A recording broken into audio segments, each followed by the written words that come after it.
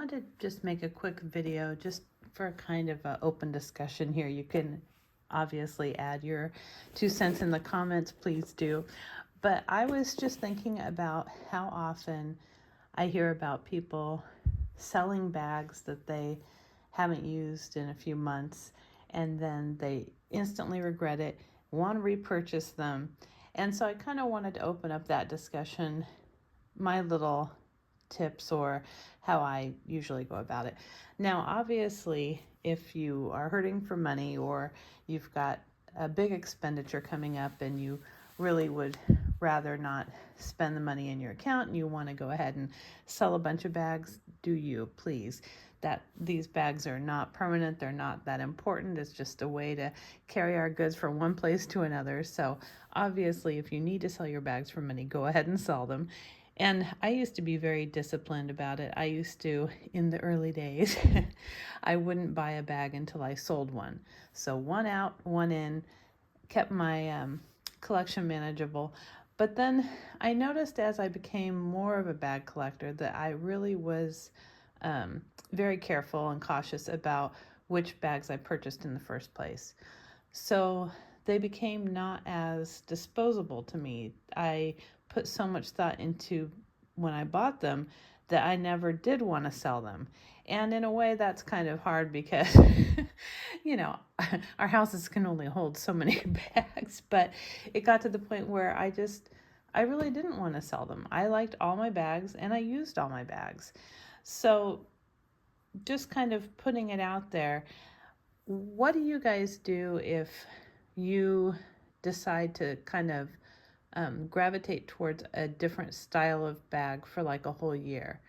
Do you guys sell all the other bags that aren't really that style, or do you hold on to them? And my advice, just from experience here, for me, what has worked well for me, is just keeping them. You might really, really like it later. So here's 2 examples that I'm using this week, and I'll just go over each one of them. Now, you guys know I have a few Longchamp Le Pliage totes. I have a small one. I've got a medium-sized one. I love them. I use them all the time. But the one that I almost never use is this one. And this is one of the first ones. This is the backpack. And I carried this with me when I went to visit my son in North Carolina, and I did a video about that. And it was wonderful. I loved having this backpack for travel. It's just so easy to wipe clean. I didn't have to worry about it on the plane, shoving it under a seat, running from gate to gate. It was helpful that I had a backpack. It held everything I needed. But, you know, I just kind of folded it up and stuck it in my bag bin and honestly lost it for about a year. I knew I had it around, but I hadn't really looked for it. So I decided to get it out the other day. And I'm telling you, this thing is so comfortable for carrying my laptop to and from work. I don't put it completely on my shoulders. I just sling over one end. And what I do to keep the long straps in place is I fold them over and I just put a elastic band around to hold them. And it really keeps them not flopping around, which I appreciate. And it's kept them, well, here it is. It kind of rode up on this side, but it's kept them in place for years now. I got this years ago. And I think I don't see these anymore at all. I don't see them being sold. I see the totes, but I don't see the backpacks, and I absolutely love it. I don't know what this color was. It's a gray. It might have been called Fog, something fancy. But Longchamp bags they're so nice. The leather is just beautiful still. And I'll show you. It just kind of unzips at the top. And you've got a pocket in the front here, which is really handy. I keep my work badge in there. A pocket in the back. And then I want to say I still have the tags in here. I did. Hold on. Let's get them out here. It's kind of mangled, but yeah, it was the green ones.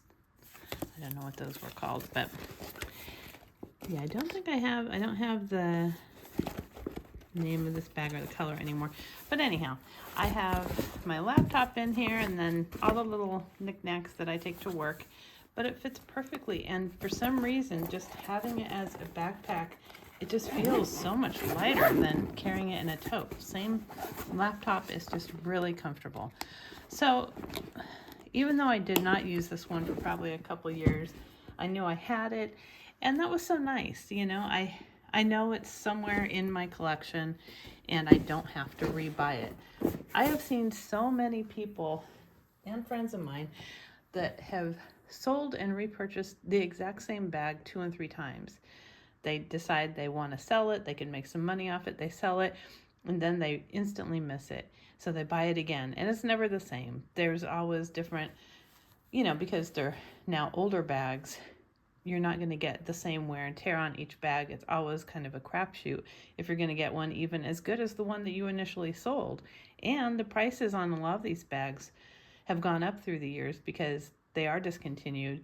So you're paying more and more each time. So are you really saving money by selling a bag just because you haven't used it in a few months?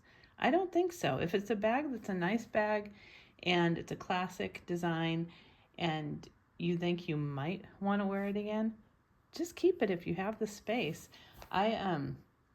All last year I was definitely into the bigger bags. I turned into a big bag girl, and I hardly used any of my crossbodies at all. It was just medium and larger bags all year, but I didn't sell any of my crossbodies. I kept them, and now I'm back into them. I love them.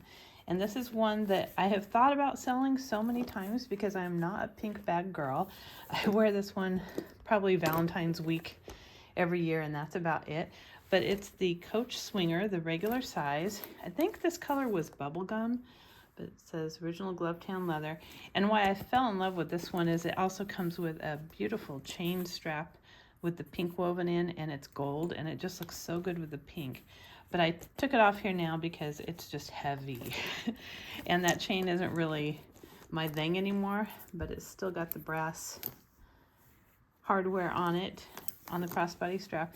And I have the same bag in the color maple that I got years ago too. And I have worn the heck out of that one, and it stays looking beautiful.